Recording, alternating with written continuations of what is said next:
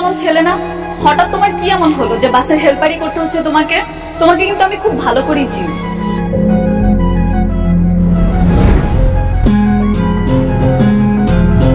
ইমন, তুমি খুব ভালো করেই জানো আমি কিসের কথা বলছি। সেটা কোনোভাবেই সম্ভব। কেন সম্ভব না? কিসের এত অহংকার তোমার? তুমি নিজেকে কি মনে করো? হ্যাঁ শুনি, তুমি কি জানো কত ছেলেরা আমার পেছনে লাইন দিয়ে দাঁড়িয়ে থাকে? তাহলে তাদের সঙ্গে রিলেশন করে নিতে পারো। আমার মতো গরিব অহংকারী ছেলের সাথে কথা বলতে আসছো কেন? কারণ আমি তোমাকে ভালোবাসি, আর আমার ভালোবাসাটা এত সস্তা না যে তোমাকে ছেড়ে আরেকজনকে ভালোবাসবো। সেটা তোমার ব্যাপার, আর আমি আমার সিদ্ধান্ত অনেক আগেই জানি। তুমি কি এখন আমাকে এইসব পুরনো কথা বলার জন্য ডেকে আনছো? না, আমি কোনো পুরনো কথা বলার জন্য তোমাকে ডাকিনি। যা বলবো তাড়াতাড়ি বলো, আমার কাজ আছে। তুমি এইসব কেন করছো? প্রয়োজনের কারণে। তোমার কি এমন প্রয়োজন যাতে করে তোমার পড়াশোনা বাদ দিয়ে বাসের হেল্পারি করতে হচ্ছে? মানুষের তো কত রকম প্রয়োজনই থাকে, তাই না? আমি সব মানুষের কথা জানতে চাই না, তোমার কি হয়েছে সেটা আমাকে বলো। তুমি কেন পড়াশোনা বন্ধ করে দিয়েছো? বাবা মারা যাওয়ার পর পরিবারের সমস্ত দায়িত্ব আমার উপর পড়ে। এখন আমি যদি পড়াশোনা শুরু করি না, আমার মা বোন ছোট ভাই সবাই না খেয়ে মরবে। পরিবারের বড় সন্তানদের কোনো সকালাত বলতে কিছু নাই। পরিবারের বড় সন্তানদের জীবনের জন্য অনেক কিছুই ত্যাগ করতে হয়। এই সপ্তাহের ভেতরে তুমি আবার ভর্তি হবে। আমি চাই তুমি পড়াশোনা করো। সেটা কোনোভাবেই সম্ভব না। ইচ্ছে থাকলেই সব সম্ভব হয়। তুমি সকালবেলা পড়াশোনা করবে আর রাতের বেলা তোমার ডিউটি করবে। শুধু রাতে ডিউটি করে কোনো কিছুই হবে না। আমি আগে অনেক চেষ্টা করেছি, কোনো লাভ নেই।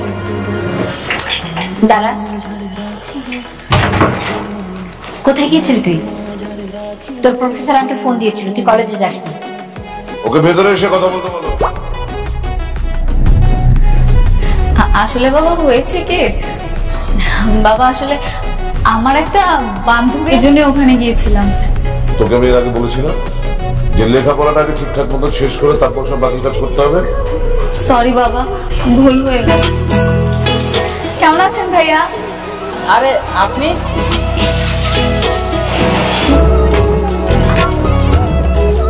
তুমি এখানে? তোমাকে দেখতে আসছি। তোমার এই অবস্থা কেন? হাসতেছো কেন? তুমি এখানে আসছো কেন? যাও এখানে চলে যাও। ওস্তাদ দেখলে কিন্তু অনেক রাগারাগি করবে, অনেক ঝামেলা হয়ে যাবে পরে।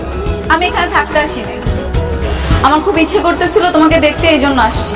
আমি কি সিরিখানার বাঘ নাকি যে দেখতে আসছো? হ্যাঁ, দেখা হয়েছে না? এখন চলে যাও।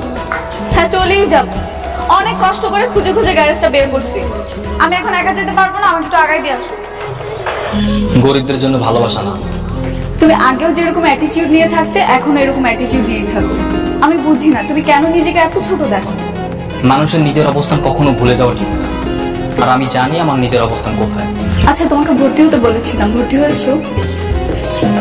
ভর্তি হতে এখন অনেক টাকা দরকার, আমার কাছে এত টাকা নেই। দাঁড়াও,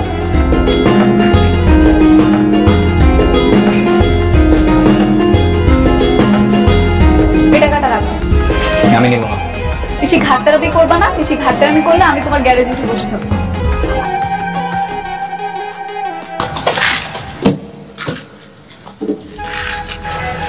ভাইয়া ইমন কোথায়? ওরে তো ওস্তাদ অন্য গাড়িতে দিয়েছে। কেন? আরে কালকে আপনি গ্যারেজ আইছিলেন না, এটা ওস্তাদ জানতে পারছে, ওরা অনেক অনেক বকাবকি করছে।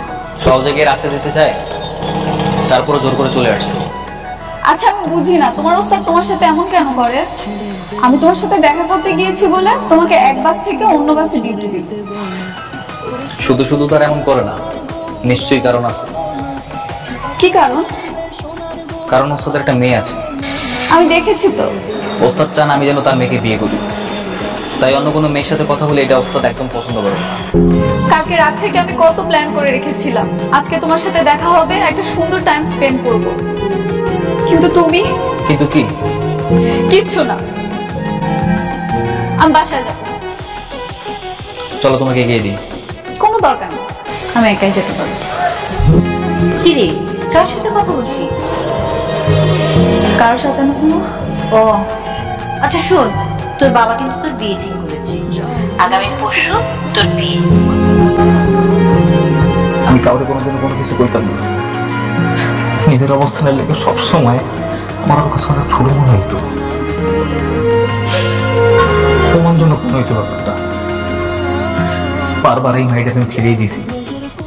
মাইটা যতবার আমার কাছে ভালোবাসার কথা কইতেইছে আমি বারবার ওরা ফিরিয়ে দিছি, কইতে পারতাম না। সবসময় মনে তোরা আমি তারাই দিই, আমার আর ভালো লাগে না। আমি চাইতে মোর সাথে বিয়ে হয়ে যায়, বারবার চিল্লে গায়ে আমার কাছে আমি কেনা, আমি একটা বাসের হেল্পার। কিন্তু আজকে যখন ওর বিয়ে হইতেছে আমি সহ্য করতে পারতেছি না ভাই। আমার অনেক একা মনে হইতেছে ভাই, নিজের অনেক আমি পারতেছি না। কিরে কি করস? খরচকে পানি কেরে? হ্যাঁ ওই উস্তাদ, মায়ের এখন ফোন দিয়ে কবি রাতের বেলা রেডি থাকতে, আমরা বাস লিয়ে যাবো, মায়ের তুলে লিয়ে আমু, তোর বিয়ের সব ব্যবস্থা আমি করবো বেটা। ওস্তাদ এটা আপনি কি কইতেছেন? সত্যি ওস্তাদ? সত্যি উত্তর কি আছে বেটা, যা কইছি এটাই সত্য।